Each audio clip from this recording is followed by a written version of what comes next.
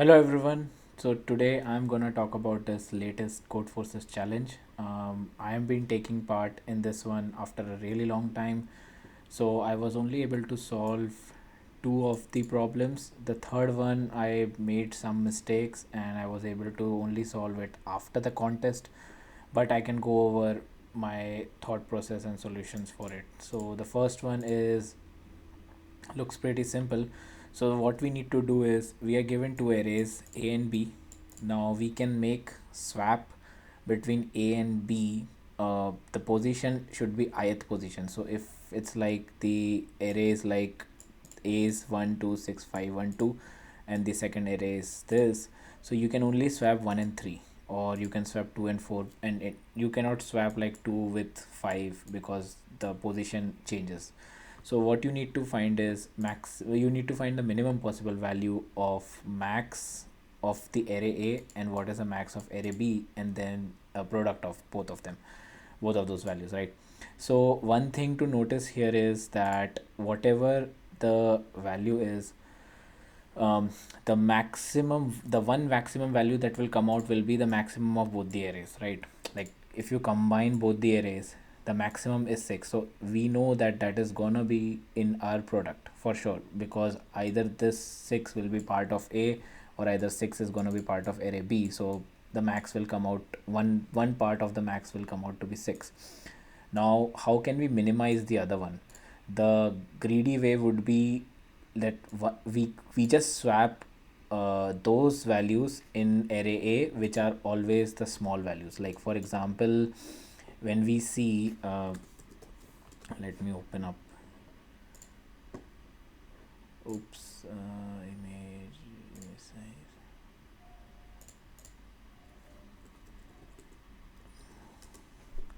Okay, so if we see, sorry, if we see that we have array like this, oops, 2 and then 3 4 3 2 2 5.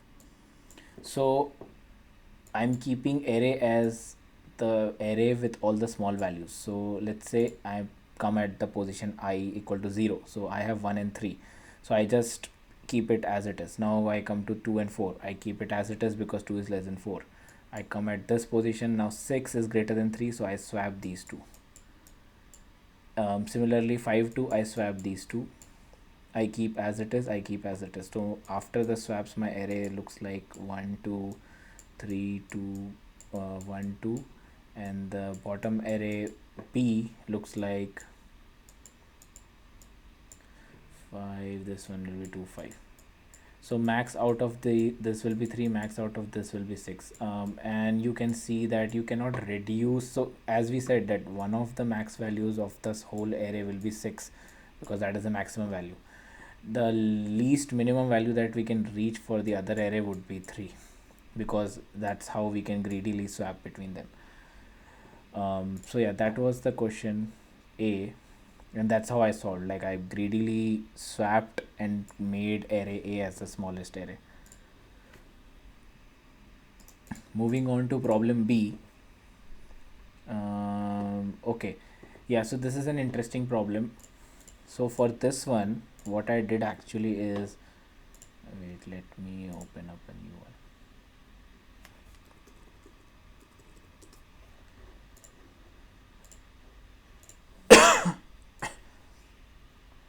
So in this one, we are given some operation that we can take. The operation is like, to understand it more properly, 1 2 1 3 4 5 3.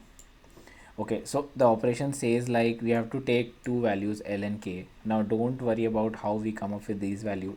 Just understand that it's always like, if we select like let's say L equal to 1, so that means I start with like L1 gives me 1, like this is my first element, and I move till K equal to 2.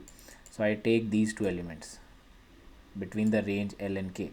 So now what I have to do is I can actually apply this problem and I can change the value of these. So A L plus K plus I. So if my I is 0, L is 1. So if you sum this up, and K is 2, so A, the A, L plus K plus I will be 3.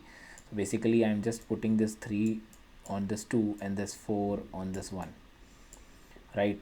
Similarly, I make this 3 4. Similarly, I can do it as many time as I want, and I need to find the minimum number of operations needed to make all elements equal to 0. So intuition here is, you can always take elements that are on the right and somehow make left values equal to those values, because the expression this is important, because no matter what value of L and K you take, like let's say 1 and 1 also you take, so for I equal to L plus 1, so if let's say if I take L as 0, K as 1, so you see A L plus I, and for the I equal to 0, A L plus I will be 0, right? So A 0, and L plus K plus I will be A1, right? So you get the intuition that we can only replace left values with some values of right, some values that are on right of them. So we can only replace A0 with A1. So the intuition I used here is, like let's say given taken this array 4 2 1 3. So I always started my pointer from the rightmost end, and then what I did, I always figured out that till whichever position, like this is so the only way I can make whole array same would be if the whole array takes the value as 3. That is the only way based on the operation that I can do. I cannot make this array equal to either 2 4 1. It has to be 3. So I can make this array as 3 3 3 only. So I know that my final value for all the array elements has to be 3, right? Now what I do here is, I basically check till whatever position I'm getting 3. So here I only get one value as 3. So what I do, I greedily make the next, whatever the size of this is, like how many elements I have with value 3 on my right. So right now the count C is 1. So I make those many elements to the left as the same, right? So I make them as 4 2 3 3. This is like one operation. Now how many elements on my rightmost end are equal to 3, which is 2. So count is 2. So in my next operation I can quickly make these two also equal to 3, right? So total operation that I'm going to take is 2. So my intuition here is to always start from the rightmost end and keep counting how many elements I have made them to be equal to the rightmost element, and then I can just keep on jumping my iterations, and that will give me my minimum operations. I'll also share my code link below in the video so you guys can see that. So these were the two questions that I was able to solve. For the third one I was very close, but I missed a corner case. I'll go over it.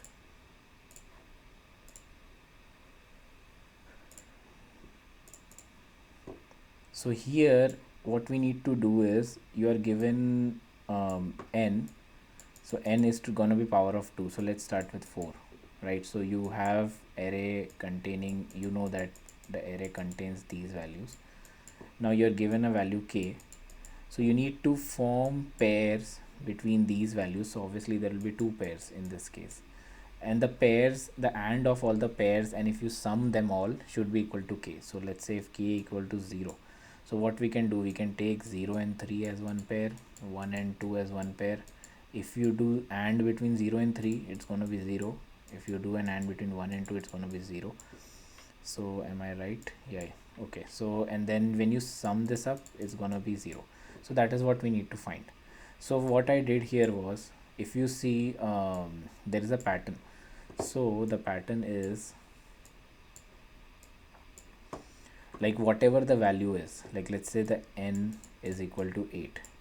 So what you can do, just make pairs of I think this is called complement, like so 2's complement, so 0's 2 complement would be 7 and something like that. So 1 and 6. So what I found was, if I make these pair greedily, and if I do an AND, this will give me 0, right?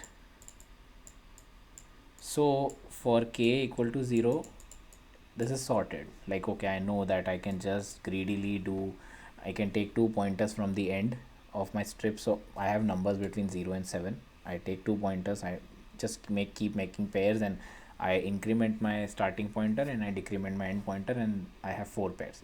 This gives me some. Now what should I do for k equal to 1? I need to make the sum as 1, right?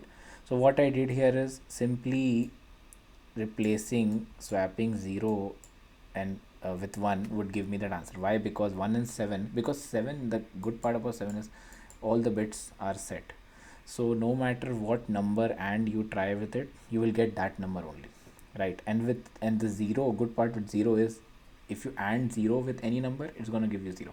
So swapping 1 and 2, 1 and 0 will give you the answer as 1, because 1 and 7 AND will be 1. For k equal to 2, similarly you are going to swap 2 and 0, right? You keep every other pair as it is, and you keep on doing this till k equal to 6. You will see for the k is equal to 6, you just swap 0 and 6 and you get the answer. So the logic here is, the pattern here is, for any value between k equal to 0 to n minus 2, you just need to, so whatever the default pairs is, you just need to swap two things, 0 with whatever the k value is, and make the pairs as it is. So that is sorted. The corner case that I missed was k equal to 1, k equal to n minus 1, sorry. So I thought initially that it's always going to be minus 1, not possible, but that is like only in the case of 4. When n is equal to 4, that's only when you cannot form it. For any one where n is greater than equal to 8, you can actually form this k, and we'll see how. So what I did here is, so let's say if n is 8 and k is 7, let's form all the pairs, which is 0, 7, 1, 6, 2, 5, 3, 4. So obviously right now the sum is 0, but what we can do here is, for k equal to 7 we need 3 bits set, right? What is the closest we can get just by taking two numbers out of all these numbers? Closest to setting 3 bits would be 7 and 6 itself, right? Like 7 is 111, 6 is 110. So we have 2 bits set already. So that means if I take 7 and 6, that is my one pair. So I am very close to it. Now how can I set the other bit? I can easily do the other bit by either taking 1. So obviously because 6 is now pair of 7, I have 2 of these number left out, and I cannot combine them because that will give me 0. Now we know that we need to set this 1 bit. The good part is we know that this is 1. So, and for all other bits it's 0. So if we combine this 1 with any number that is left out, we'll get that answer. So what I did, I just took 1 with 5, like basically 1 with n minus 3. Yeah, so 1 with 5. Now I made 1 with 5. Now obviously 2 is left out now, so I just paired 2 and 0, because 0 is a very great number that makes me AND, that gives AND of 0. So the total becomes 7, because these two set the first bit, these two set the second bit. So the pattern here is just combine n minus 1 and n minus 2, combine 1 and n minus 3, and then 0 and 2, and rest all other things will stay as same because they are already giving 0, right? So this is the case that I missed, but anyway, it's a good learning. Hope you guys enjoyed this video.